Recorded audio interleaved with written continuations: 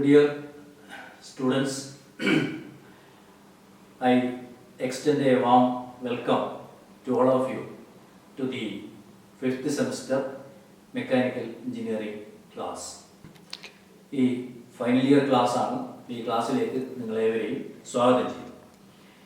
ഈ 5th സെമസ്റ്ററിൽ diploma കോഴ്സിൽ വളരെ പ്രധാനപ്പെട്ട മെക്കാനിക്കൽ എഞ്ചിനീയറിംഗിലെ പ്രോഗ്രാമിൻ്റെ വളരെ പ്രധാനപ്പെട്ട ഒരു കോഴ്സ്, ഒരു സബ്ജക്റ്റ് എന്ന് പറയാവുന്നതാണ് ഡിസൈൻ ഓഫ് മെഷീൻ എലമെൻറ്റ്സ്. ഈ ഡിസൈൻ ഓഫ് മെഷീൻ എലമെൻറ്റ്സ് ആണ് ഞാൻ അതുപോലെ തന്നെ വിക്രം സാർ കൂടി കൈകാര്യം ചെയ്യുന്നത്. അപ്പോൾ ഇതിൻ്റെ കോഴ്സ് കോഡ് നോക്കുക, 5051, ക്രെഡിറ്റ് 5.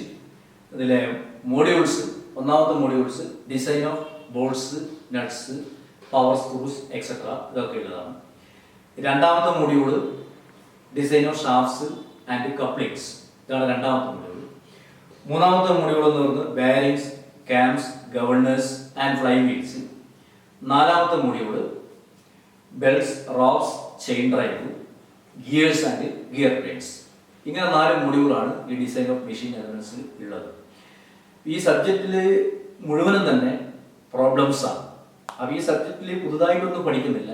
ഒരുപാട് മെഷീൻ എലമെന്റ്സ് നമ്മൾ ഡിസൈൻ ചെയ്യാം. അത് ഡിസൈൻ ചെയ്യാൻ വേണ്ടി നമ്മൾ മുമ്പ് AM and SM പഠിച്ച ഒരുപാട് കാര്യങ്ങൾ ഇവിടെ ഉപയോഗപ്പെടുത്തുക എന്നുള്ളതാണ്. So actually machine design, all the problems and everything in the machine design is based on the theory which we have already learned in AM and SM. ഇതിൽ 2, 4 സെക്കൻഡ് ആൻഡ് ഫോർത്ത് മോഡ്യൂളാണ് ഞാൻ എടുക്കുന്നത്. 1, 3 modules വിക്രമ sir കൈകാര്യം ചെയ്യും. അപ്പോൾ അതിൽ രണ്ടാമത്തെ module വെച്ചിട്ട് നമുക്ക് തുടങ്ങാം. Shaft, design of shafts and couplings ആണ്. അപ്പോൾ അതിൽ ഷാഫ്റ്റ് ആദ്യം എടുക്കാം. അപ്പോൾ എന്താണ് shaft? Shaft. The term shaft usually refers to a rotating machine element, circular in cross section, which supports transmission elements like gears, pulleys.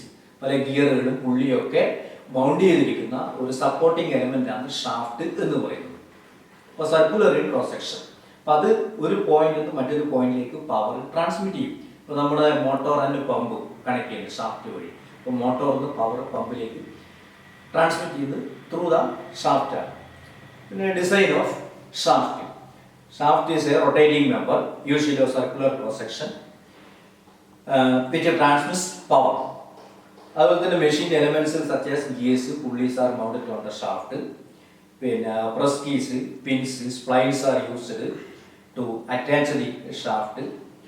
Then the shaft rotates on rolling contact bearings. Shaft rotate ചെയ്യുന്നതിന് സപ്പോർട്ടീവായിട്ട് bearings ഉണ്ടായിരിക്കും, couplings ഉണ്ടാവും.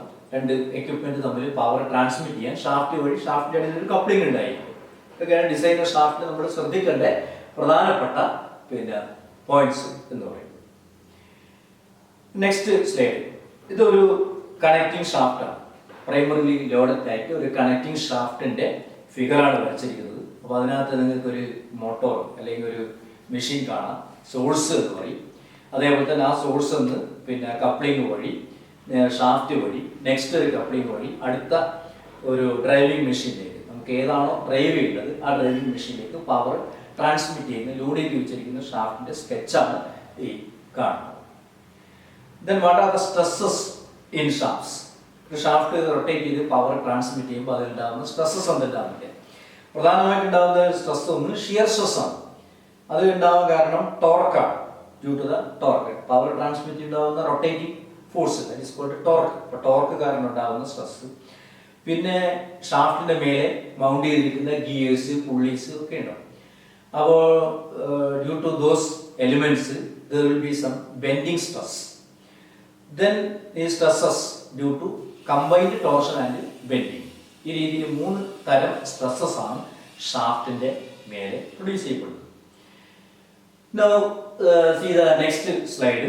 Maximum permissible working stresses for transmission shafts.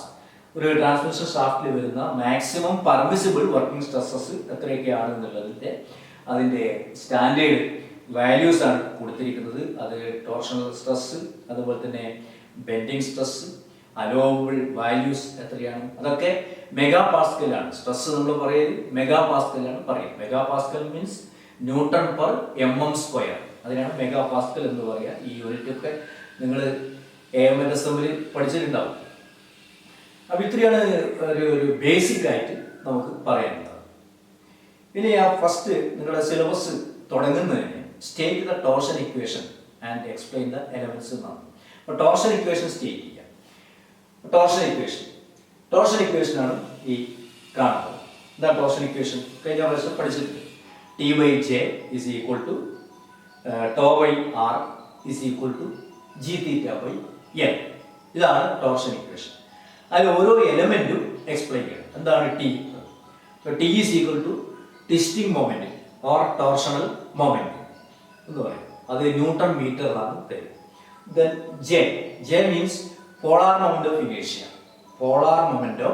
ഇനേഷ്യ. എന്ന് പറയും. പിന്നെ tau shear stress. Polar moment of ഇനേഷ്യയുടെ unit m⁴ m⁴ ആണ്. Shear stress to എന്ന് പറയുന്നത് ഷിയർ സ്ട്രെസിന്റെ യൂണിറ്റ് ന്യൂട്ടൺ പെർ m² ആണ് SI യൂണിറ്റിൽ പറയുക. പക്ഷെ നമ്മൾ പ്രോബ്ലം ഒക്കെ ചെയ്യുന്ന സമയത്ത് കൂടുതൽ ഉപയോഗിക്കല് ന്യൂട്ടൺ പെർ mm² മെഗാ പാസ്കലാണ് ഉപയോഗിക്കുക സാധാരണ. പിന്നെ τ/R ആണ്. R means radius of the shaft. Radius എന്ന് പറഞ്ഞാൽ ഡയമീറ്ററിന്റെ പകുതി d/2. പിന്നെ G മോഡുലസ് ഓഫ് റിജിഡിറ്റി. അത് ന്യൂട്ടൺ പെർ m² തരിക. പിന്നെ തീറ്റ ആംഗിൾ ഓഫ് ട്വിസ്റ്റ് എന്ന് പറയും. അത് in radians. It is very important. The equation it is in radians. And L is the length of the shaft in meter. ഇതാണ് torsion equation. അതിന്റെ ഓരോ എലമെന്റും ഈ രീതിയിൽ എക്സ്പ്ലെയിൻ ചെയ്യണം. ഇനി next, shaft may be designed on the basis of രണ്ട് ഫാക്ടേഴ്സിനെ base ചെയ്തുകൊണ്ട് നമുക്ക് ഷാഫ്റ്റ് ഡിസൈൻ ചെയ്യാം. ഒന്ന് സ്ട്രെങ്ത്, ബേസ്ഡ് ഓൺ സ്ട്രെങ്ത്. രണ്ടാമത് on the basis of rigidity and stiffness. ഈ രണ്ട് കാര്യങ്ങൾ വെച്ചിട്ടാണ് ഡിസൈൻ ചെയ്യേണ്ടത്. അപ്പോൾ അതിൽ സ്ട്രെങ്ത്തിനെ ബേസിച്ച് ഡിസൈൻ ചെയ്യുമ്പോൾ ടോർഷൻ ഇക്വേഷന്റെ ആദ്യത്തെ പോർഷനാണ് നമ്മൾ ഉപയോഗിക്കുക. ഏതാദ്യത്തെ portion? T/J is equal to τ/R. അതെടുത്തിട്ടാണ് സ്ട്രെങ്ത്തിനെ ബേസ് ചെയ്തിട്ട് ഡിസൈൻ ചെയ്യുന്നത്. സ്റ്റിഫ്നെസ്സിന് അല്ലെങ്കിൽ റിജിഡിറ്റിനെ എടുത്തിട്ട് ഡിസൈൻ ചെയ്യുന്ന സമയത്ത് T/J is equal to g⁵/L അത് ഉപയോഗിക്കും. അങ്ങനെ ഈ രണ്ട് ബേസിൽ നമുക്ക് ഡിസൈൻ ചെയ്യാം. അപ്പോൾ നമ്മൾ ആദ്യം ചെയ്യുന്നത് slide cases of designing or shaft on the basis of സ്ട്രെങ്ത്തിനെ ബേസ് ചെയ്ത് ചെയ്യാം. അപ്പോൾ ഈ സ്ട്രെങ്ത്തിനെ ബേസ് ചെയ്തിട്ട് ചെയ്യുന്ന സമയത്ത് 3 കേസ് നമുക്ക് പരിഗണിക്കാവുന്നതാണ്. There are 3 cases. ഒന്ന് ഞാൻ നേരത്തെ പറഞ്ഞു, 3 തരം സ്ട്രെസ്സാണ് ഒരു ഷാഫ്റ്റിന്റെ മേലെ പവർ ട്രാൻസ്മിറ്റ് ചെയ്യുന്ന സമയത്ത് വരുന്നത്. എന്തൊക്കെയാണ്? ഒന്ന് ഷിയർ സ്ട്രെസ് വരുന്നത് ട്വിസ്റ്റിംഗ് കൊണ്ട്, മറ്റൊന്ന് ബെൻഡിങ് കൊണ്ടുണ്ടാകുന്ന ബെൻഡിങ് സ്ട്രെസ്, ഈ 2 കമ്പൈൻഡ് സ്ട്രെസ്സും വരും. അപ്പോൾ design of the shaft based on strength, the following 3 cases may be considered. ഒന്നാമത്തെ case, shaft subject to twisting moment only. തൽക്കാലം ബാക്കിയെല്ലാം നമുക്ക് മാറ്റി നിർത്താം. ട്വിസ്റ്റിംഗ് മൊമെന്റ് മാത്രമേ ഉള്ളൂ എന്ന് സങ്കല്പിച്ചിട്ട് സ്ട്രെങ്ത്തിന്റെ ബേസിൽ ഡിസൈൻ ചെയ്യാം. രണ്ടാമത്തെ case, shaft subject to bending moment only. Bending moment മാത്രമേ ഉള്ളൂ എന്ന് വിചാരിക്കാം. മൂന്നാമത്തെ case, shaft subject to combined bending and twisting. ഈ 3 കേസുകളാണ് പരിഗണിക്കുന്നത്. പക്ഷെ നിങ്ങളെ സിലബസ് പ്രകാരം നിങ്ങൾക്ക് ഈ twisting moment only, bending moment only, ഈ 2 കേസ് മാത്രമേ ചെയ്യണ്ടൂ. കമ്പൈൻഡ് കേസ് നിങ്ങൾക്ക് ആവശ്യമില്ല. അപ്പോൾ അതുകൊണ്ട് നമുക്ക് അടുത്ത് നോക്കാം. Shaft subject to twisting moment only. അപ്പോൾ ട്വിസ്റ്റിംഗ് മൊമെന്റ് ഓൺലി വെച്ചിട്ട് നമ്മൾ ഷാഫ്റ്റ് ഡിസൈൻ ചെയ്യുന്ന സമയത്ത് ടോർഷൻ ഇക്വേഷന്റെ ആദ്യത്തെ പോർഷൻ നമുക്ക് എടുക്കാം. ഏതാണ്? T/J is equal to τ/R ആണ് എടുക്കാം. അതിൽ T എന്ന് പറഞ്ഞാൽ ട്വിസ്റ്റിംഗ് മൊമെന്റ് ആണ് നമുക്കറിയാം. T/J, J polar moment of ഇനേഷ്യ. അപ്പോൾ പോളാർ മൊമെന്റ് ഓഫ് ഇനേഷ്യ എടുക്കുന്ന സമയത്ത് tau shear stress, R is the distance from neutral axis to outermost fiber എന്നാണ് R എന്ന് പറയുന്നത്. അതൊന്നുമില്ല. അവിടെ നമുക്ക് ഷാഫ്റ്റിന്റെ ഡയമീറ്റർ D ആണെന്നുണ്ടെങ്കിൽ R is equal to D/2 എന്ന് കൊടുക്കാം. അപ്പോൾ ഇവിടെ പോളാർ മൊമെന്റ് ഓഫ് ഇനേഷ്യ എന്താണ്? ഈ പോളാർ മൊമെന്റ് ഓഫ് ഇനേഷ്യ എന്ന് പറയുന്നത് for a circular shaft it is equal to πd⁴/32. ഇതെങ്ങനെയാണ് വരുന്നത്? നമുക്കറിയാം, ഒരു സർക്കുലർ ഏരിയയുടെ ixx, iyy രണ്ടും ഈക്വൽ ആണ്. ixx is equal to iyy is equal to pi d raised to 4 divided by 64 ആണ്. പോളാർ റൗണ്ട് ഓഫ് ഇനേഷ്യ എന്ന് പറയുന്നത് izz ആണ്. izz is equal to ixx plus iyy.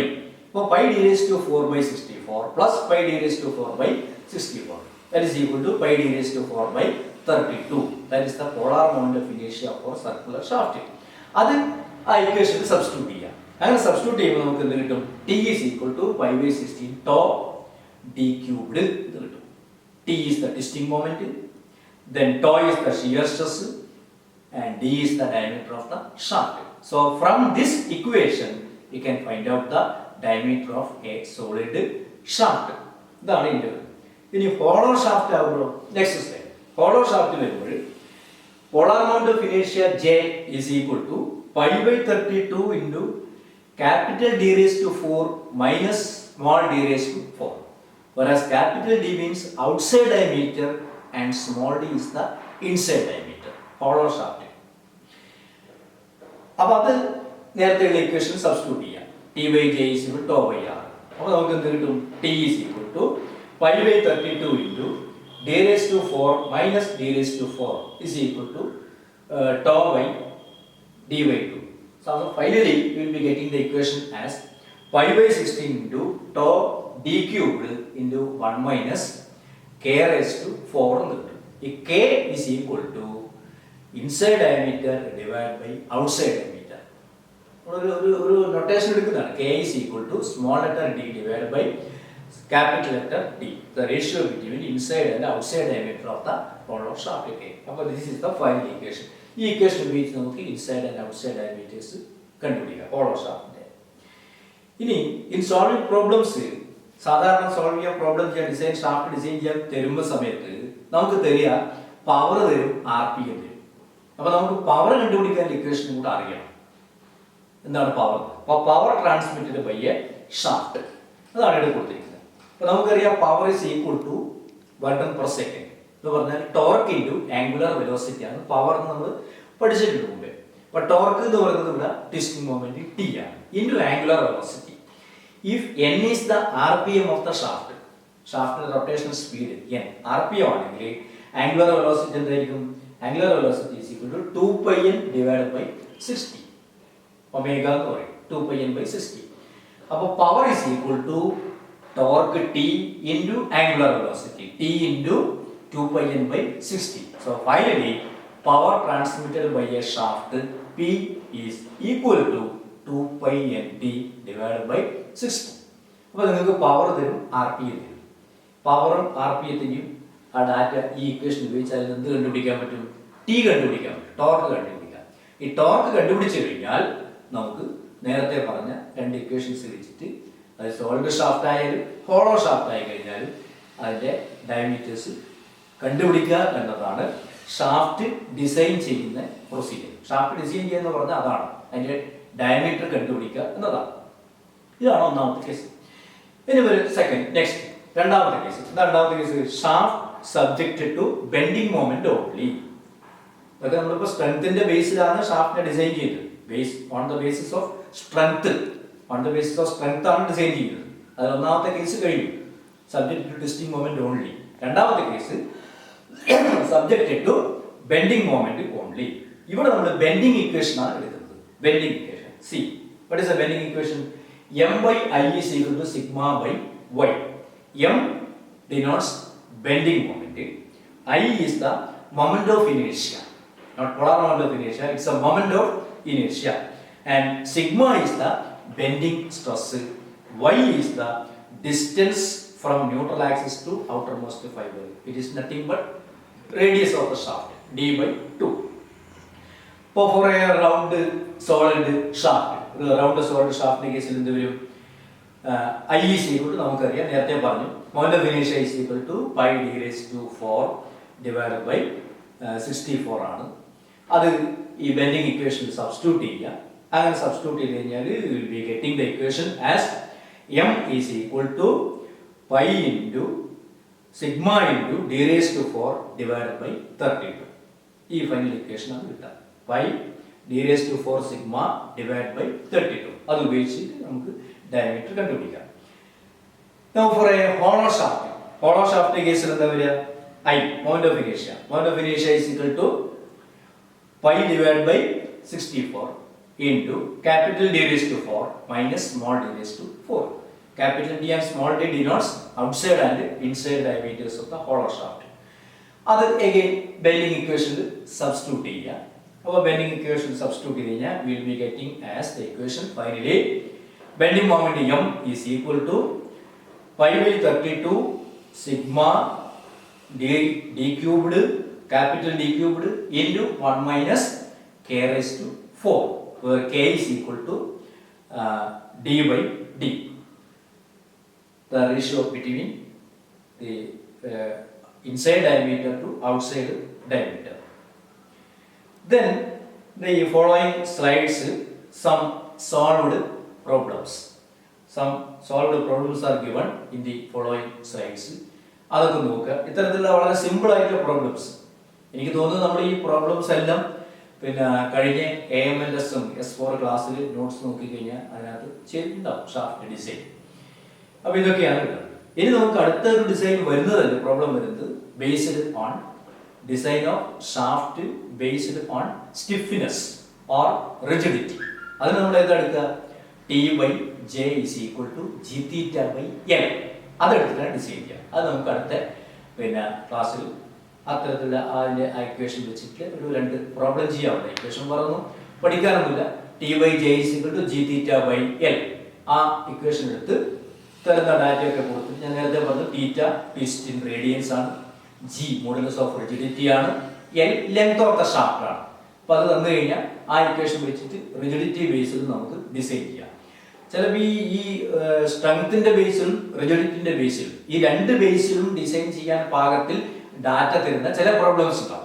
അത്തരം പ്രോബ്ലത്തിൽ ഈ 2ന്റെ ബേസിലും ഡിസൈൻ ചെയ്തിട്ട് ഗ്രേറ്റർ വാല്യൂ, ഡയമീറ്ററിന്റെ ഗ്രേറ്റർ വാല്യൂ ഏതാണോ അത് ആണ് ഫൈനൽ റിസൾട്ട് ആൻസർ ആയിട്ട് പരിഗണിക്കുന്നത്. അപ്പം അത്തരം പ്രോബ്ലംസ് അടുത്ത ക്ലാസ്സിൽ നമുക്ക് നോക്കാം. ആ സോൾവ് പ്രോബ്ലംസ് ഒക്കെ ഒന്ന് നോക്കുക. ഇത്രയും നമുക്ക് ഇന്ന് അവസാനിപ്പിക്കാം. Okay, thank you.